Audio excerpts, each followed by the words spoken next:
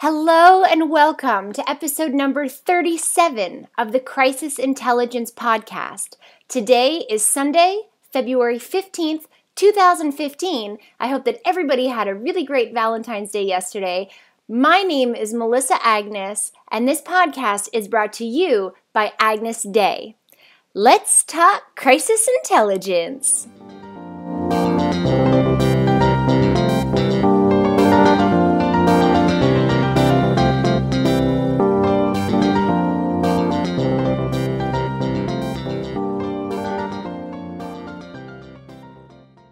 Hi, Trushar. Welcome to the show. Why don't you introduce yourself and tell us about what you do? I'm Trushar Barot. I'm the apps editor for BBC World Service and Global News.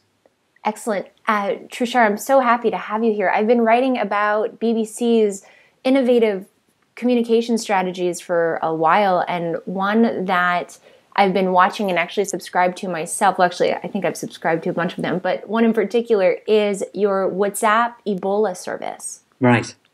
So tell us a little bit, well, let's paint the scene. I know that I have a blog post on it and there's information out there, but for those of listeners who haven't read it, what is this WhatsApp Ebola service?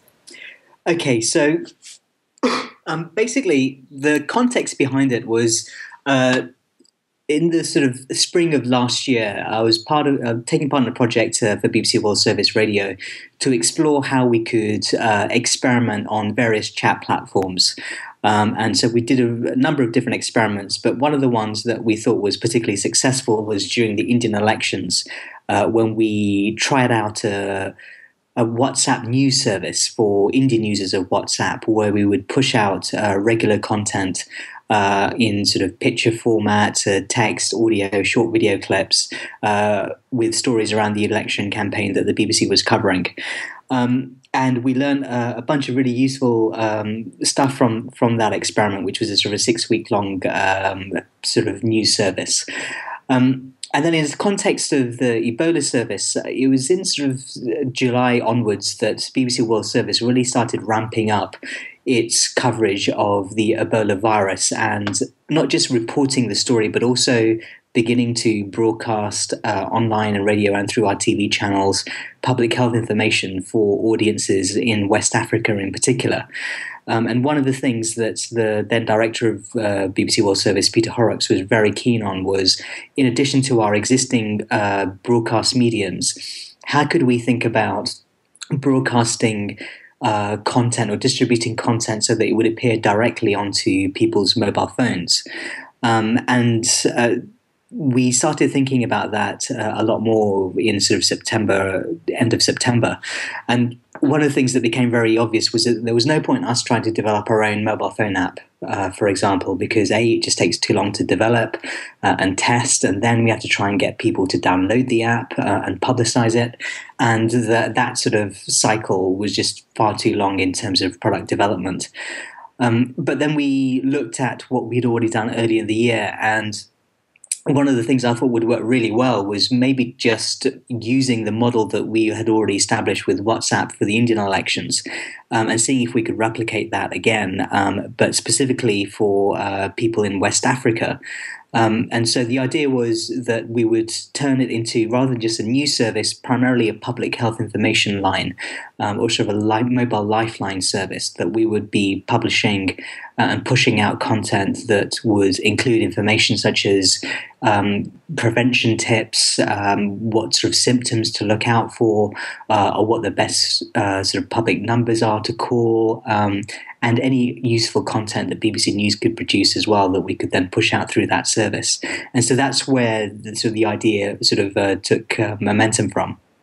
There's so many things that you're saying that reiterates the importance of, BBC took information that is available to everybody. So we knew that Ebola in 2014 really spread quickly throughout West Africa for one reason in particular, is that West Africans don't have the resources and the information that we have in the Western world. So they weren't able, even just from their cultural rituals, they were exposing themselves to the virus and they were contracting it. So you use that knowledge, that piece of knowledge, that they just weren't receiving the right information, or maybe even any information at all, And then the fact that you found a way to communicate directly in their pockets on an app that they're already using, because WhatsApp is a very big app in West Africa. That's right, yeah. And we realized just from anecdotal evidence from a number of our teams on the ground that even if, with a basic smartphone, the majority of people in West Africa that have those sorts of handsets, pretty much all of them will have WhatsApp on their phones. And there was even anecdotal evidence suggesting that, when Africans now are going into mobile phone shops to buy their first ever smartphone, they go into the shop and they say, I want to buy a WhatsApp phone. They're not really interested in what the brand of the phone is, as long as it's got WhatsApp on it. That's hilarious. And it was very, very clear that for us that this technology provided a potentially really vital, life-saving communication tool for us. And we'd established a very good relationship with WhatsApp from the Indian elections because they were very interested in seeing whether the app could be used as a new service in the way that we had proposed. And we were the first news organization to approach WhatsApp for, to try out a service like that. And so we went back to them to say, listen, we think we've got an idea that we think could really work. What do you guys think of it? And they were, to their credit, hugely supportive of it. And that really just helped give us a bit more momentum to really take the idea forward. It's wonderful. So is that how, actually, one of my questions was how you marketed it to West Africans? Because it is something they had to opt into. Yeah. So did WhatsApp help with that strategy? So unfortunately, there isn't a way inside WhatsApp that we can, promote an account. But where they were helpful was just giving us some sort of tips in terms of the sort of optimum way of being able to use the app. Well, what sort of handset settings it could be, or just generally making sure that the number that we were advertising wouldn't get, accidentally blocked by WhatsApp spam filters. So just making sure that the number was whitelisted and was protected within WhatsApp's system. And then in terms of how we then promoted the number, it was primarily through the different sort of public means that we had at our disposal. So through BBC Radio, BBC TV, through our website, through our social media channels, and then through our various partners across Africa in terms of FM radio stations, for example. And so that was really the first wave of publicity and promotion that we managed to get out. And the strategy was very much that we would try and promote the service to our existing audiences in West Africa. And then once that first wave of subscribers came on board, we would then try and encourage them to then promote that service to their friends and contacts inside WhatsApp. Excellent. One of the other points that you made that I want to stress out for listeners is that you thought about maybe inventing or creating an app, a BBC app, but the key in these strategies is utilizing the tools that stakeholders already have, that they're already using, which even if you had created a BBC app, they would have taken twice the effort, if not more, just to get it out in front of West Africans when they're already going to stores and saying, I want the WhatsApp phone. Absolutely. And it was very much, what's the path of least resistance? What can we get out? Very, very quickly, and probably from the time that we came up with the idea to us, having those conversations with WhatsApp, having internal conversations with various senior people across the BBC, and then actually finding staffing to help actually launch the service from the concept to execution took maybe 2 weeks. And so, that was a really short timescale with which we were able to, effectively launch a completely new digital service.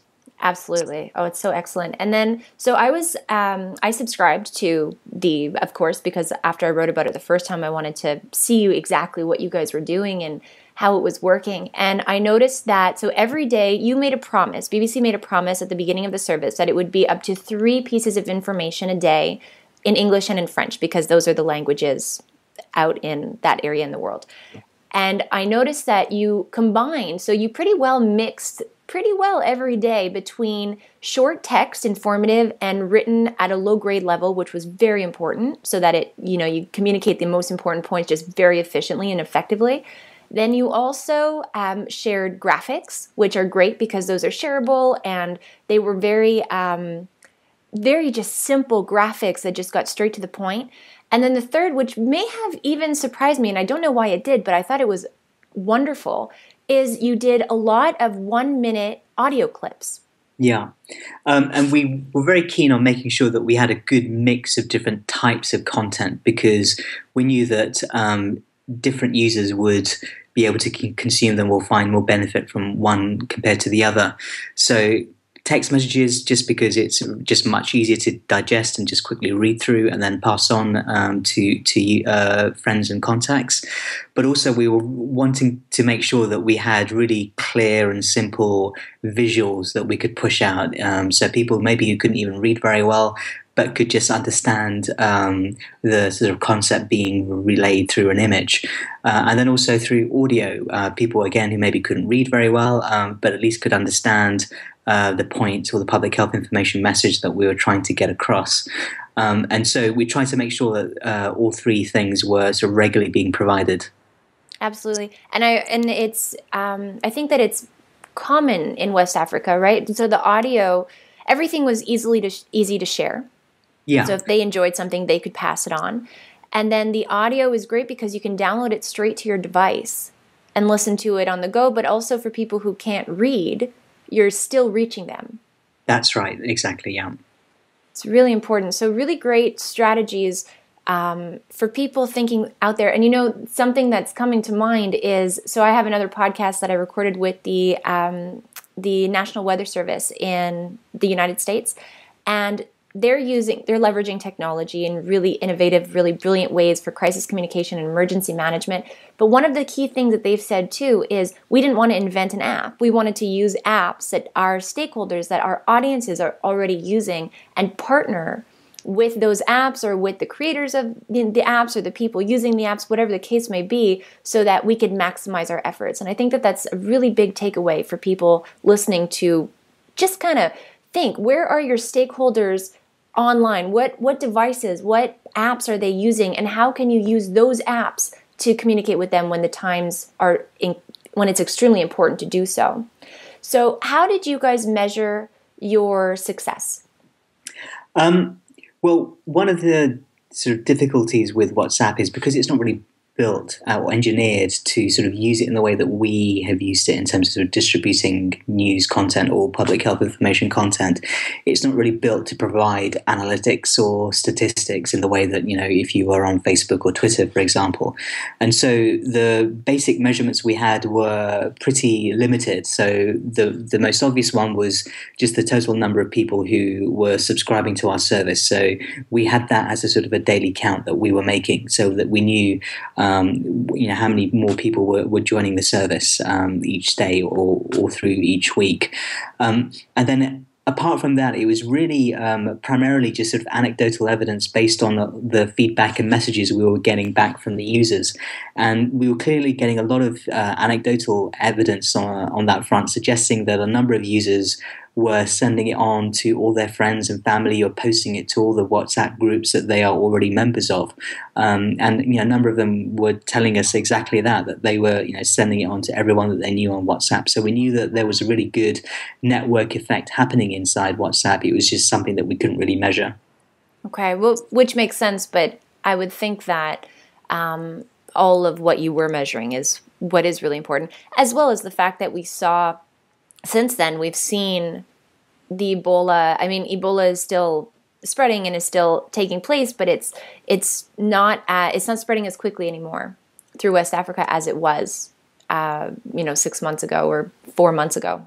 Yeah, and we sort of were never quite clear in terms of how long we thought we would continue with the service. We sort of initially had in our minds that maybe let's try and sort of keep it going at least for 6 weeks, and then we can sort of review the situation, because it might be that after 6 weeks, after we sort of post the same sort of content, that unless we were seeing a big increase in users week by week, that we'd probably come to a certain sort of fairly stable level of users where they've sort of consumed and understood the public health information messaging that we've been given, and they'd probably been educated to the extent that we could, and then that might be a natural point where we end the service.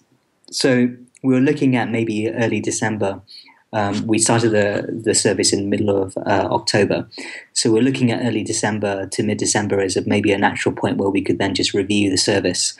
And we got to that point and we did look at it, and a lot of the feedback we were getting from users was that they were still finding it really useful, and they wanted to continue. And a lot of our teams, also across BBC Africa and across BBC World Service, were also sort of encouraging us to keep going because all their contacts were saying how useful the service was.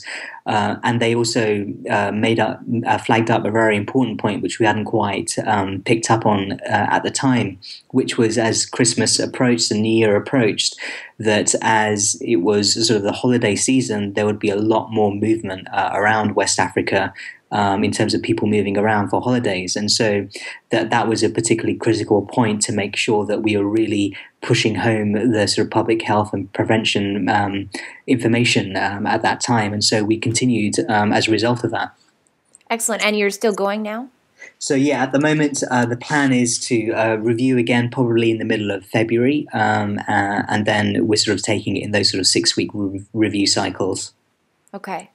And I'm sure that you were also calculating, I don't know, the inner workings of WhatsApp and the analytics, the extent of the analytics, but were you also calculating the unsubscribes? Yeah, so we had sort of a daily sort of, we're trying to usually once a day, or at least by the end of any given week, we're trying to just assess how many people have sent subscribe messages and how many messages we were getting from people wanting to unsubscribe, and we were pretty encouraged actually that the unsubscribe rates were fairly low. I would say that in a given week that we would have maybe sort of 50 to 100 unsubscribed messages, and we're now at about just over 19,000 subscribers. The majority of them have probably been with us for I would say at least half the time. So we had a big spike in subscribers very initially when we launched the service, and then probably a month later when those users then started promoting the account to all their friends and contacts, we noticed another big spike. And so the numbers are fairly stable now. We still end up getting, I think, about 100 or 200 subscribe requests a week, and the numbers of unsubscribed requests have gone down a lot more, so maybe about 10 or 20 or so a week. That's really great. And do you have in your analytics, do you get to see what regions in the world? So are you sure? Because I mean, I'm in Canada and I was subscribed. Yeah, so what we are able to do is see when we get a subscribe request, we'll see alongside that text message the number that comes attached to it. Okay. And so we would save that number into the handset, and that way we have a big contacts address book of mobile phone numbers, and so we can tell which country code they're from. And so that gives us a really good insight in terms of which country the majority of the subscribers are. And what was really encouraging is I would say probably 80 to 90% of our subscribers are either in West Africa or surrounding countries, on the continent. We know that the single biggest country of subscribers is Sierra Leone. And then I think followed by Nigeria and Ghana, and then Liberia and Guinea are also quite close behind as well. And then some of the other countries in the region, including Tanzania and Kenya. So that's really encouraging. Very cool. And so why three? Why 3 pieces of content every day? It was very much from our experience with the Indian elections, where we tried to balance what we thought would be a useful sort of a rhythm of content that was being posted out every day, but also we were very aware that we didn't want to spam our users. One thing that's very different about what you post on WhatsApp compared to, for example, how you post on Twitter and Facebook. When you post something on Twitter or Facebook, you know that you're only ever going to reach a fraction of your subscribed audience, because of Facebook's algorithm, or because the majority of Twitter followers that you have won't be on Twitter at the time that you post something. And so by the time they do come online, you won't see that post, won't appear on their timelines.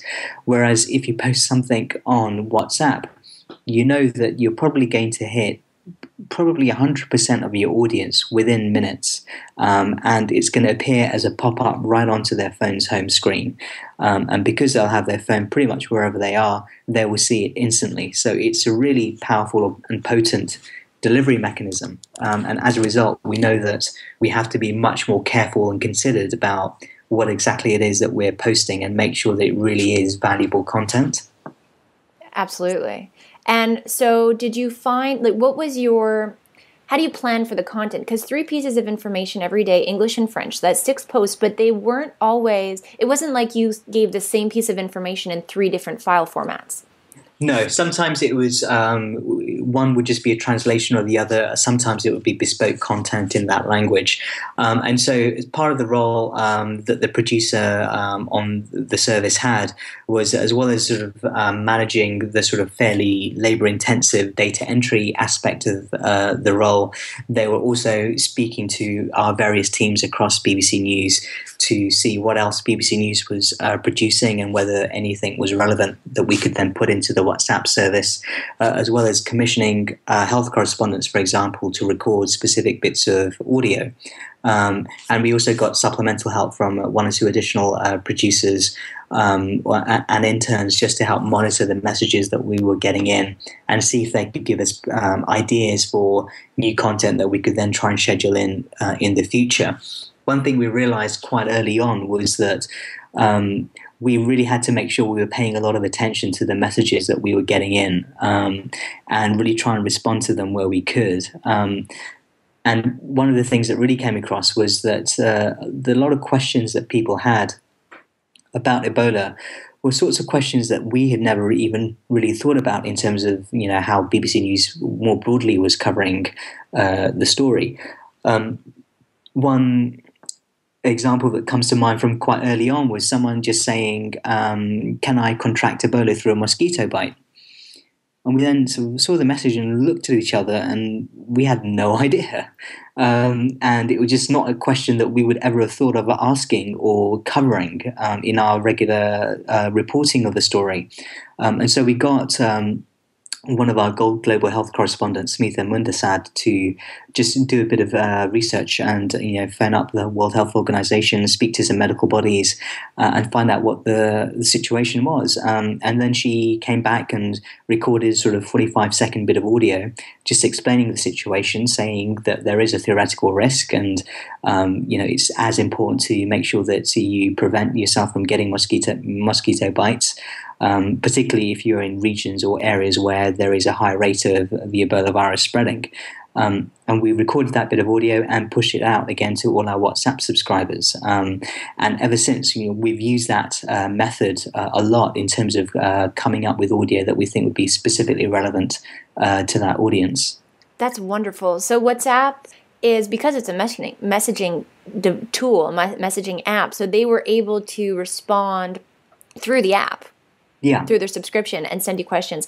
I think that's a huge lesson, actually, or a huge point for listeners to realize, is that it really is about a dialogue today. And so even though you were doing this really great push notification, informative campaign, you were still you were still taking part in that dialogue. People were still responding, and that was feeding your information to better your strategy, to better your, the mission, the goal, which was to educate West Africans and help keep them healthy.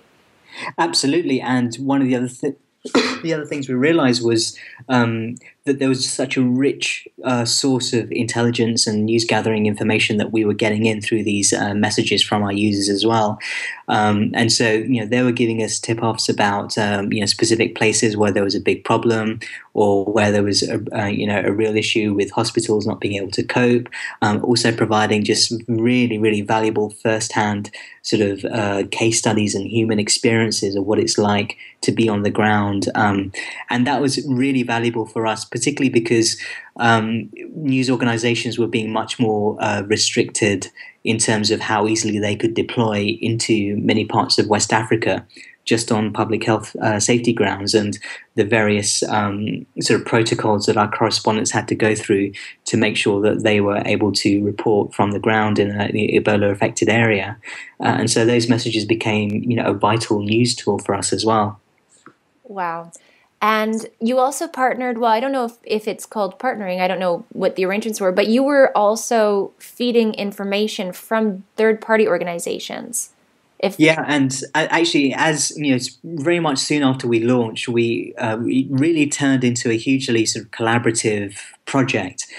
Firstly, just within the BBC, so we were dealing with a range of different World Service language services. So the BBC Hausa service in Nigeria, the BBC French Afrique service, who helped us with the French translations and content that they were broadcasting, and then the English side of BBC Radio and Global TV and the English news website, and then our global health correspondents who were really keen and happy to help with recording specially commissioned audio from us.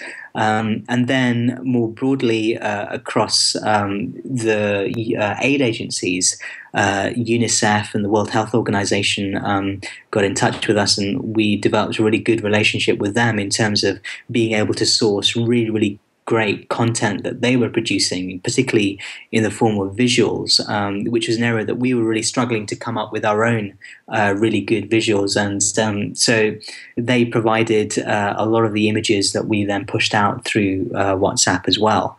But then also tech partners as well. So WhatsApp was, as already mentioned, were really supportive.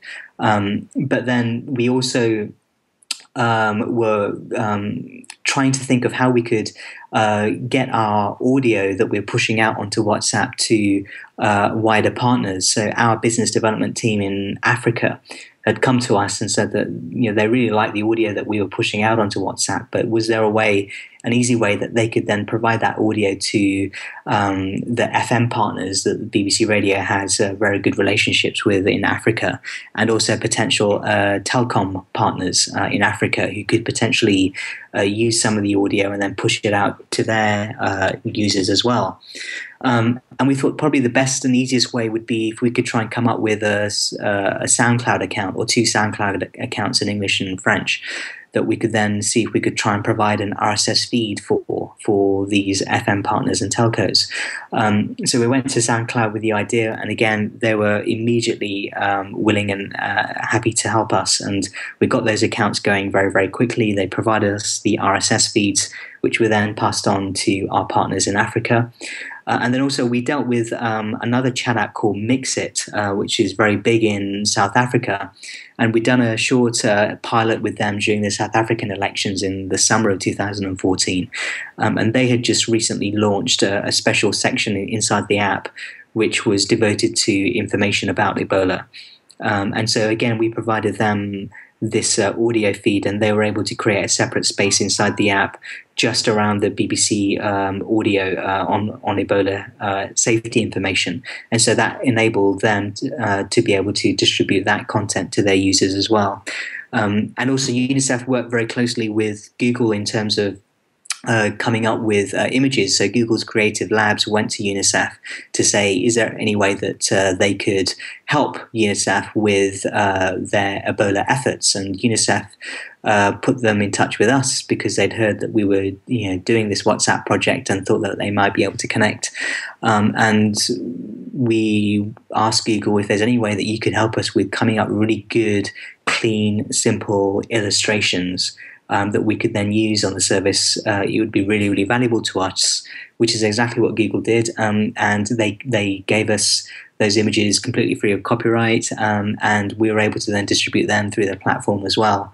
So it was unlike any other project I've ever worked in before, where there is such a wide range of collaboration, both within the BBC, but then also externally as well. It's amazing. Amazing. And I mean, it is a global crisis. It potentially, it's a major, major crisis that needs to be contained and managed. And so you, BBC, positioning themselves as a leader, finding an opportunity to understand where is part of the problem. Part of the problem, like I said earlier, was that West Africans didn't have the resources, didn't have the information to keep themselves safe. And then combining that with how can we reach them in their pockets? What are they already using? How can we leverage technology that they're already using and help in this world crisis?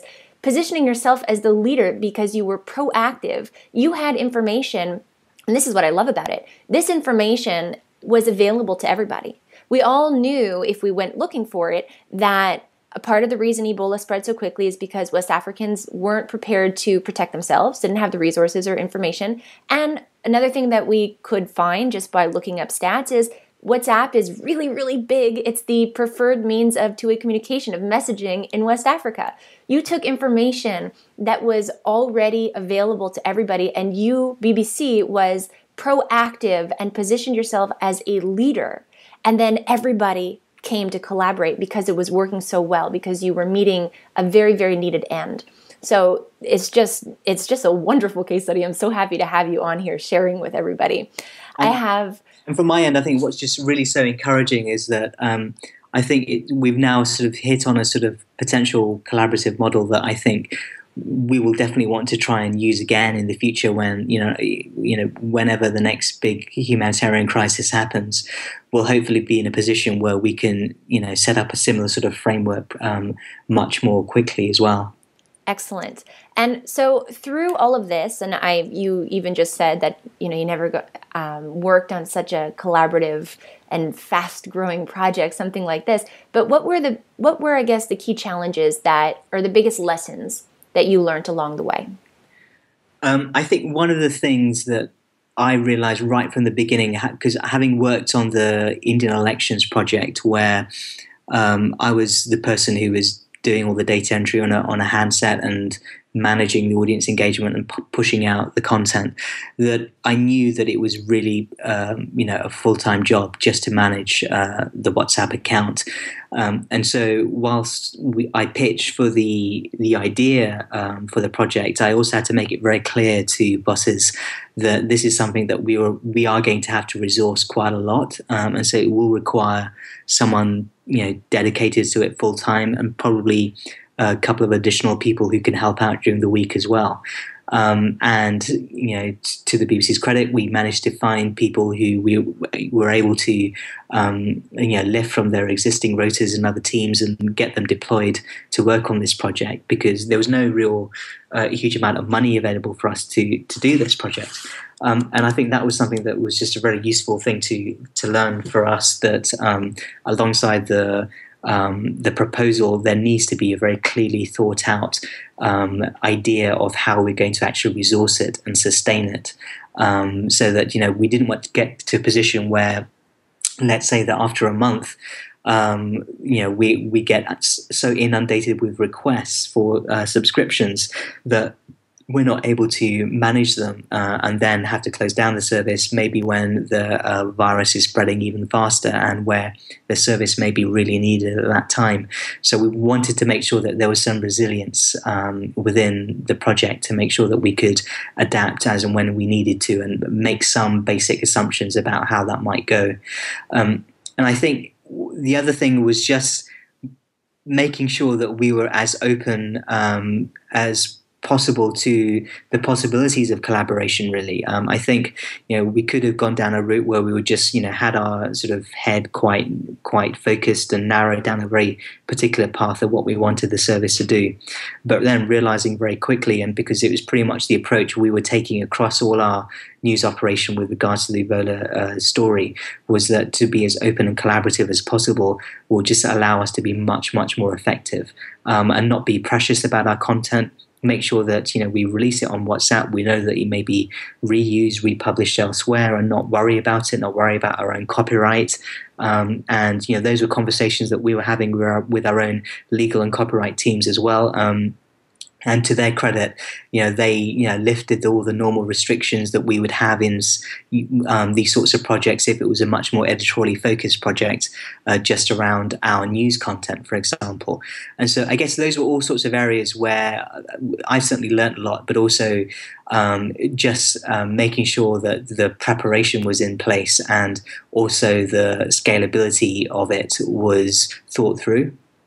Excellent. And you're saying this stuff about copyright and all of that, which listening to you, that was extremely important, not just because it could have happened and you don't want to start pursuing people for, different things like that, but because you're positioning the goal here is to educate West Africans and to help in the fight against Ebola. So allowing for the content to be shared goes to the depth of that authenticity, that the real want to help, rather than any, I want to say, self-centered, but I mean, an organization isn't self-centered, but you know what I mean? Like it goes to the authenticity of the campaign, which was extremely important for its success. Absolutely. And there are all sorts of very, very good reasons why we do need to think about copyright and legal issues around, what sort of content we're pushing out and whether people are allowed to download it for free and how they may then reuse it and what impact that might have us on as a brand if it gets misused. And so we really had to make that assessment quite early on, but also be very clear that actually, we need to suspend a lot of our ways of operating because this is something that is just a purely public health drive, information drive, and we just want to get it in front of as many sort of eyeballs and ears as possible. Very good. And you mentioned that you didn't have a big budget for it. So besides from, and I know that this might be a question that a lot of organizations are asking themselves, well, it's all great in theory, but we don't have budget for this. So aside from the personnel, correct me if I'm wrong, but I mean, the budget didn't need to be extensive. No, I mean, the budget is pretty much personnel and, just the initial sort of setup costs of making sure you've got a decent mobile phone handset available. But that's really it. But personnel is quite significant because we don't have people who are just sort of hanging around, not really doing much in the newsroom, and so human resources is always a very difficult thing to be able to just pull someone away and off their team without having them replaced. And so that was a bit of a challenge, but we also got some support from the main director of World Service who, managed to pull in a little bit of extra investment money to be able to provide some backfill money as well. Okay. Very good. So I have a lot of, my audience ranges from public service, government agencies to private sector. What advice would you leave them with? And they're listening because they're tuning in to better their crisis communications and their emergency management. So what advice would you leave them with? I think, it's a point you probably alluded to already, which is, really think about your target audience. What is it that how do they consume content or news or information? What sort of devices do they have? What's the level of internet connectivity? What's the primary medium through which they receive information? Is it TV? Is it radio? Is it through their mobile phones? Is it through newspapers or other means?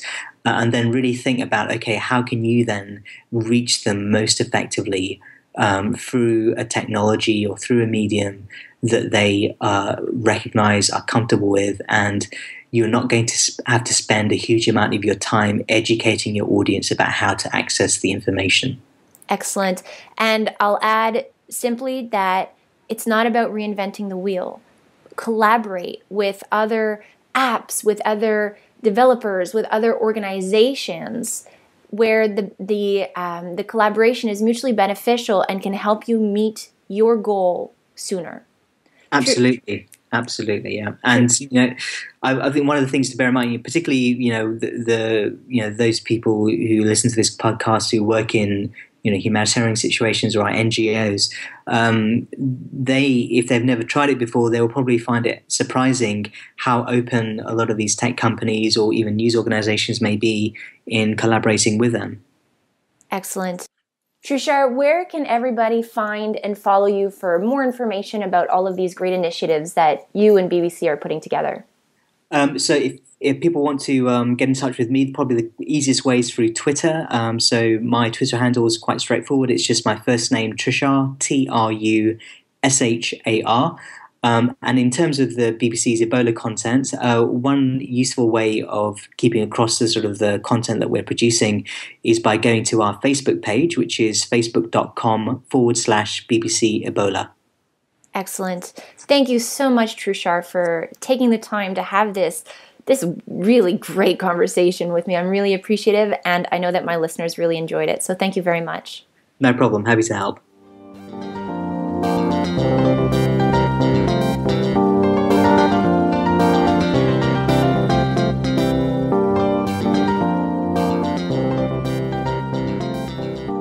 Thank you for tuning in and listening to this week's episode of the Crisis Intelligence Podcast with me, Melissa Agnes. I release a new episode every Sunday, so if you haven't done so already, be sure to subscribe to this Crisis Intelligence podcast on iTunes or Stitcher so you don't miss out on any future episodes. While you're at it, feel free to leave me a rating or review on iTunes. This will go such a long way in helping me get this important information to more people just like you to help benefit their crisis management and crisis communications. Additionally, if you'd like to have me come and speak at an upcoming event that you may be organizing, I'd be happy to have a conversation with you.